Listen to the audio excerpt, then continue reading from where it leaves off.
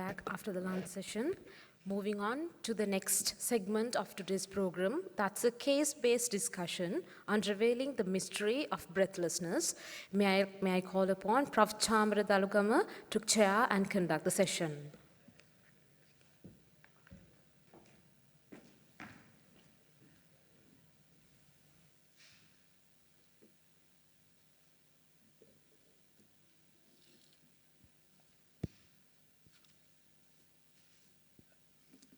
Good afternoon. Once again, welcome back to the next segment of SIMCON 2023.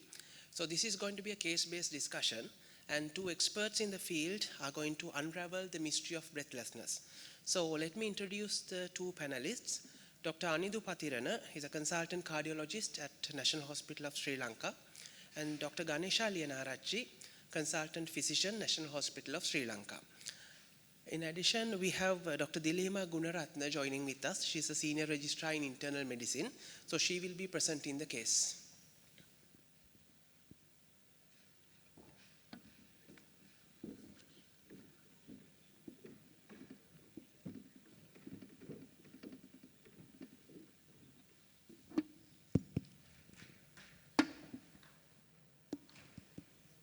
Okay, thank you, Chamara.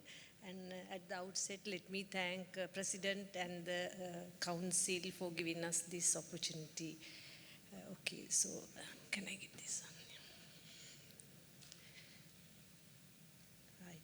During the case discussion, we'll be mainly focusing on heart failure with preserved ejection fraction and the new recommendations and future directions.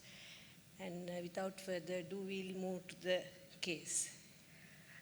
Good afternoon, ladies and gentlemen. So we had a patient, a 56-year-old lady who was hospitalized with gradual worsening of dyspnea and exertion, which was progressing from NYHA class 1 to 3 over last 3 months, along with orthopnea, swelling of both legs for preceding 2 weeks.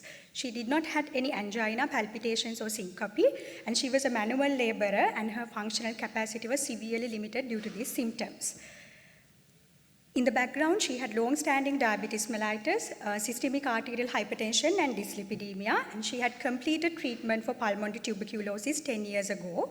Her family history was significant for premature coronary artery disease in first-degree relatives. On presentation to the hospital, her saturation on air was 94%. She had warm peripheries. Her blood pressure was suboptimally controlled. Jugular venous pressure was elevated, and she did not have evidence of cardiomegaly. First and the second heart sounds were heard in normal intensity without murmurs. There was bilateral basal crepitations, bilateral pitting lower limb edema. In addition, she was obese and she was clinically pale. Okay, so here we are having a middle-aged female who presented with symptoms and signs suggestive of fluid overload, with the background history of long-standing diabetes, hypertension, and dyslipidemia, and treated pulmonary TB. So at this point, we considered several possibilities. First one is new onset compensated heart failure, possibly caused by either hypertensive heart disease, diabetic cardiomyopathy, or coronary artery disease, which might have contributed with anemia. Then the possibility of diabetic nephropathy leading to nephrotic syndrome and fluid overload is also considered. The chronic lung disease leading to copulmonale is a bit unlikely in this lady because she didn't have long-term respiratory symptoms. So keeping this in mind, we started investigating her on admission. So her investigations, she had electrocardiographic evidence of left ventricular hypertrophy without acute ischemic changes. And there was radiographic evidence of pulmonary congestion with upper lobe diversion, right-sided pleural effusion in the chest X-ray without evidence of cardiomegaly. She had a moderate degree normochromic normocytic anemia without evidence of iron deficiency. Her glycemic control was reasonable. Renal biochemistry was normal, and the urine analysis revealed a subnephrotic range proteinuria with normal liver and thyroid profiles and without evidence of hypoalbuminemia. And the cardiac biomarkers, troponin I was not elevated, BNP levels were not affordable, and we could not proceed with the echo immediately. So at the end of the initial investigations, we were able to exclude the possibility of nephrotic syndrome with fluid overload, as she had normal renal functions with subnephrotic UPCR. So now we are left with the heart failure syndrome as a diagnosis. Unfortunately, we couldn't go ahead with the BNP levels because it's not available in the government sector, and it's costly and she couldn't afford for that. And 2D echo is also not readily available even in the National Hospital of Sri Lanka. So at this point I would like to ask our colleague, cardiology colleague, whether it's necessary to have 2D echo to diagnose heart failure. I think, thank you very much. I think it's a very good point to enter into the discussion of heart failure, the theory and practical aspects of care, we thought. And so, shall I move there?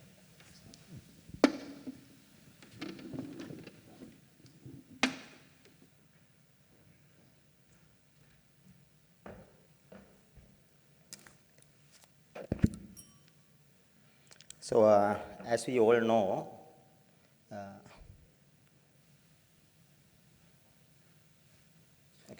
as we all know, heart failure is essentially a clinical syndrome with constellation of typical symptoms and less typical symptoms, as well as specific signs and less specific signs. So initially in the history of heart failure, it was mainly a clinical diagnosis.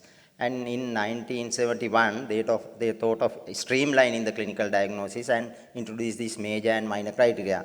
But major problem was it had 100% specificity, but sensitivity, but specificity was low. And as you know, for any disease, when you clinically encounter any disease process, we need to have an understanding about the anatomical structures involved in pathology, as well as the functional derangement, as well as the cause responsible. And even in heart failure, it is the case, if you have to have a complete diagnosis, we need to know where exactly in the heart the problem lies, whether it's in the pericardium, whether it's in the myocardium, or whether it's in the valve. And also where the functional issue is, whether it's something to do with ejection or whether something to do with filling. And also the etiology, whether it has got a ischemic background or whether it's a non-ischemic case. So when it comes to the echo, it's a very valuable tool to give an insight into all these aspects.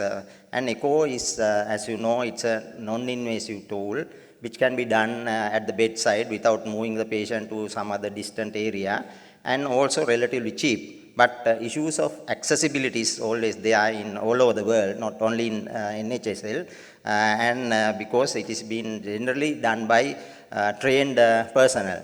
But there's a solution that you can't wait for an echo for a long time in patients like this, acutely decompensated. So we should have mechanisms to do a point of care echo, where you can have some idea about contractility of heart and look at the IVC and see the congestion, and also look at the lung B lines and have idea about the pulmonary congestion.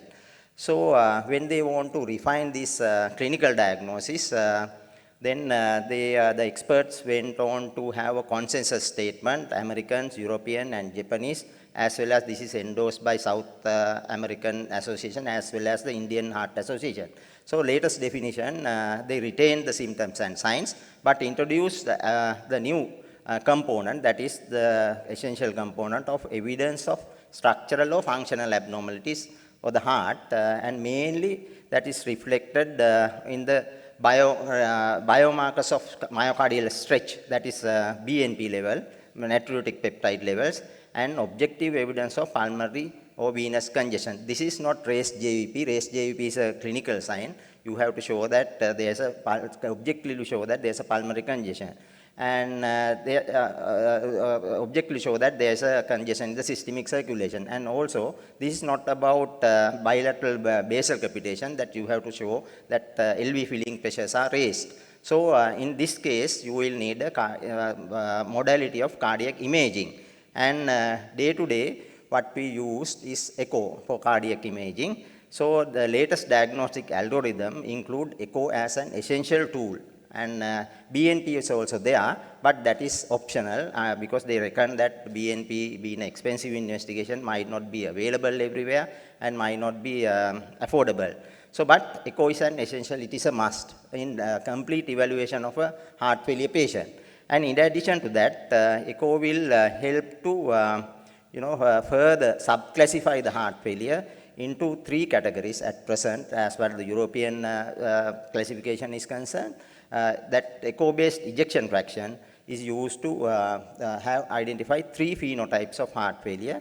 One is reduced ejection fraction, heart failure with reduced ejection fraction when the estimated ejection fraction less than 40, and heart failure with preserved ejection fraction when the ejection fraction is more of 50%.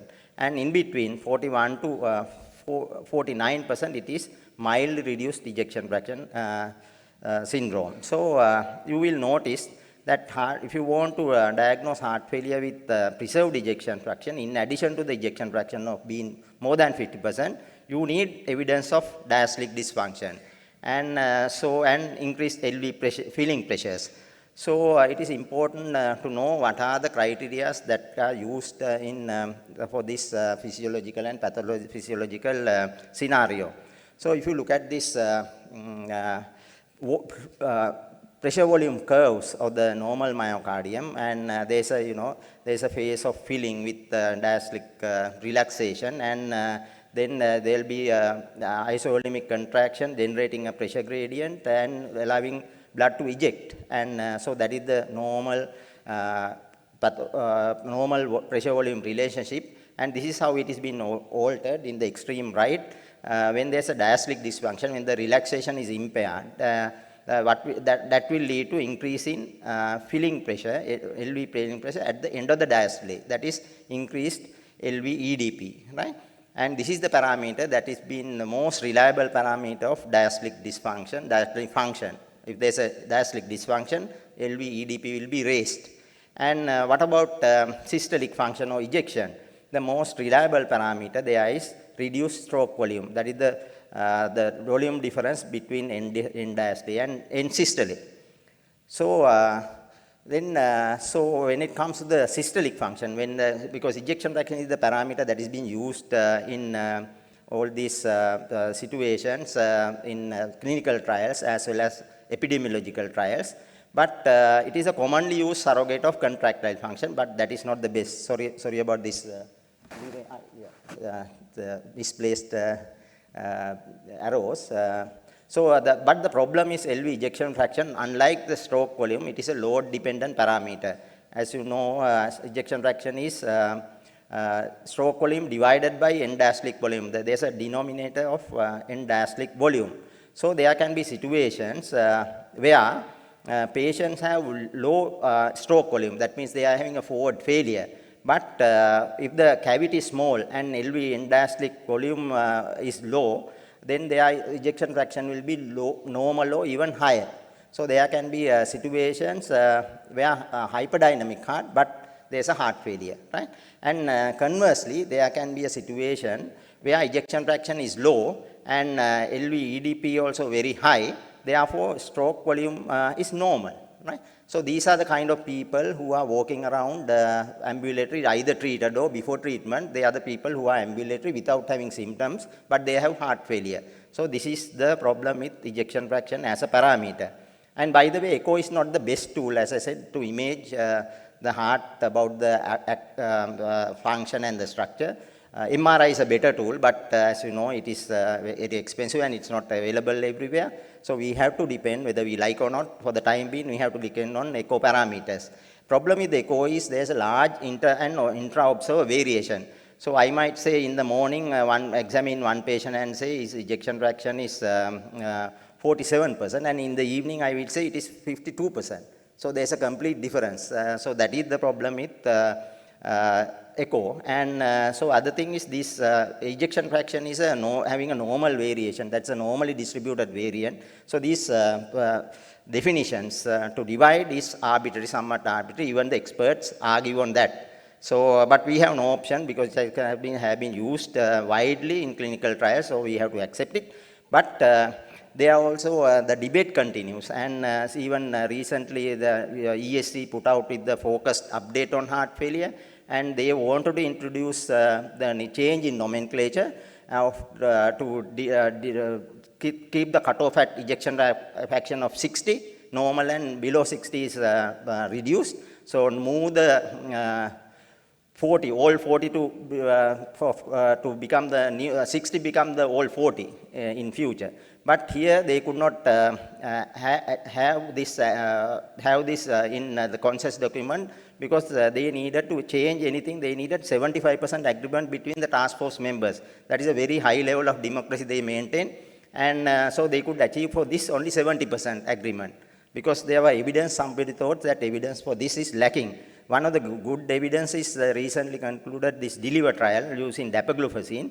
They found, unlike other trials, use of dapagliflozin in heart failure patients, the benefits of reducing the heart failure hospitalization and cardiac death would extend throughout the full range of ejection fraction. That was not seen in the Emperor Preserve trial also using empagliflozin. Even in the patients who have heart failure, clinical heart failure, who had ejection fraction, supranormal ejection fraction, had benefits. So that is one of the reasons, and it will take some more time to convince the experts that nomenclature should be changed. So I think this is what we have done, and from the cardiac point of view, so you can continue with the rest. So we made a clinical diagnosis of heart failure in this patient and stabilized her medically.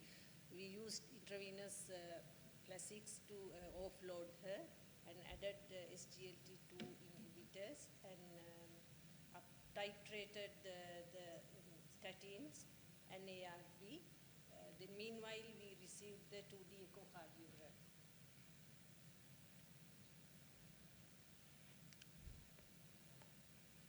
So 2D. Sorry about that. So 2D echocardiogram revealed ejection fraction of 60 with a diastolic dysfunction.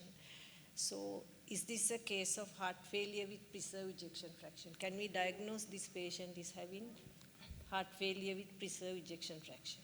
I think yes, because the patient had clinical signs and symptoms. Now echo showed the ejection fraction more than 50%. That is the basic requirement, and it is unequivocally say there is diastolic dysfunction present. And by the way, I will explain what are these parameters that is taken into consideration. There are some anatomical parameters that are relevant to diagnose diastolic dysfunction, like dilatation of the LA and increased wall thickness of the LV, as well as presence of evidence of pulmonary hypertension. They were there in the echo report. This is a preliminary echo report, not a detailed one, but that was taken day after the admission. So that is fair enough for you to diagnose heart failure with preserved ejection fraction. So I'll continue with the discussion now. So this is the when we come to the heart failure patients with patient population with heart failure is preserved ejection fraction called HEPF. So this is the main presentation of most of the patients with HEPF present with dyspnea and features of overt congestion like this patient. But there are a minority of patients who are very subtle presentation, who just had unexplained dyspnea on exertion, and there are no signs of congestion at rest. So this group of patients, if you suspect HEPF and you want to diagnose, you want to go for a better test, of more stronger test.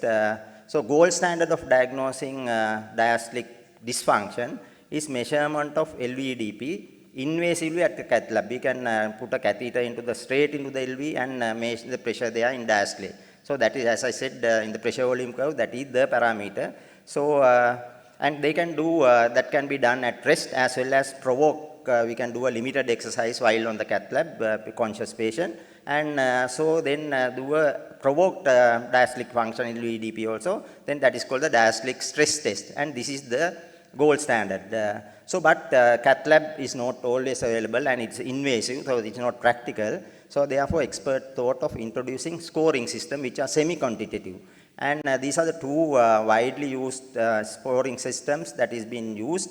H2F score, that is a US-based score, and then HEPA-FEF score, that is a more European-based score. And both scores is a composite of more easily obtainable clinical and imaging criteria. So in each score, they stratify into three tiers, that if they have a defined high score, that confirms the diagnosis because they have been validated to show that it has a high positive predictive value of diastolic dysfunction as against the invasive confirmatory test. And low score will rule out. And intermediate score will remain a problem where you have to have no option other than doing a diastolic stress test to confirm. Diastolic stress test nowadays can be done non-invasively also using a Doppler echocardiography. And this is how it's been done.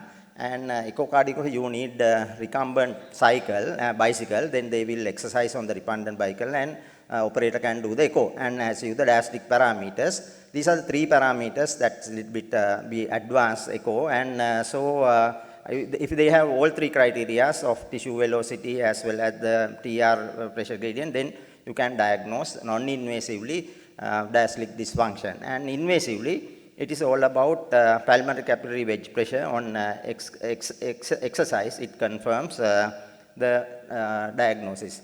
So this is about HEPA H2F PEF score, which is US-based score, which incorporate, as you can see, there are three clinical parameters of BMI, hypertension, and age, right? Age over 60. Then there's a ECG criteria of atrial fibrillation, which can be paroxysmal or persistent. And there are two echo criteria of pulmonary hypertension and filling pressures, right? And I think we have running out of time. We have to cut short the thing. What we have done is, what is important is what can be done about, it's a tedious diagnosis, what can we do? So there are three things, these are the focus update, and there are three things we can do. Diuretics, then introducing SGLT2 inhibitors and looking for the cause. And so we went on one of the, as I said, the ischemia workup. And this patient also needed, because he had high cardiovascular risk score, so needed some sort of investigation to find out whether there's a ischemia. And what he didn't have angina or arrhythmia, therefore they did the CT scan, and CT scan showed significant narrowing. And but they given a date for angiogram, invasive angiogram, and the patient was stabilized and discharged. But unfortunately, this patient had an acute event in between 2 weeks later, and there he was once again came to NHSL and thrombolized.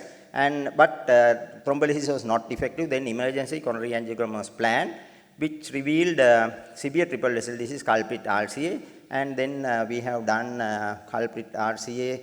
We have done this is a culprit vessel. Thrombus is cleared, and then finished. Yeah. Okay. So I think we'll move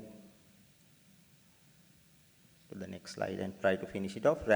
So this patient, in addition to that, there's a non-culprit LAD lesion, which we left for to do it later. And acutely patient ejection fraction has dropped to 40. But later on, when he came for follow-up, it has improved once again to 50, and patient did not have any angina. And so it was a case of swinging trajectory and heart failure with reserved ejection fraction. So these are the few of the learning points. So heart failure, clinical diagnosis possible, but echo is a must. And diagnosis of HEPF could be challenging, and it is very essential to look for etiologies irrespective of LVEF, and we have to try to follow the guidelines whenever possible, though it is difficult in real life, and should always involve a multidisciplinary team. Thank you.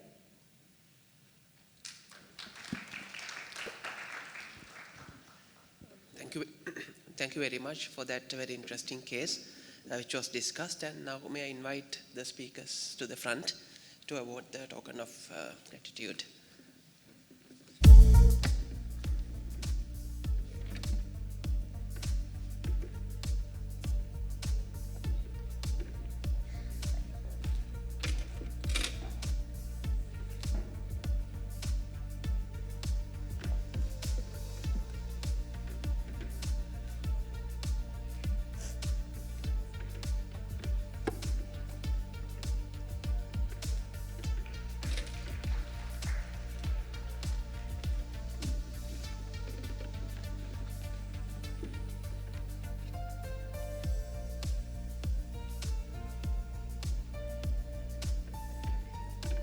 Thank you, everyone.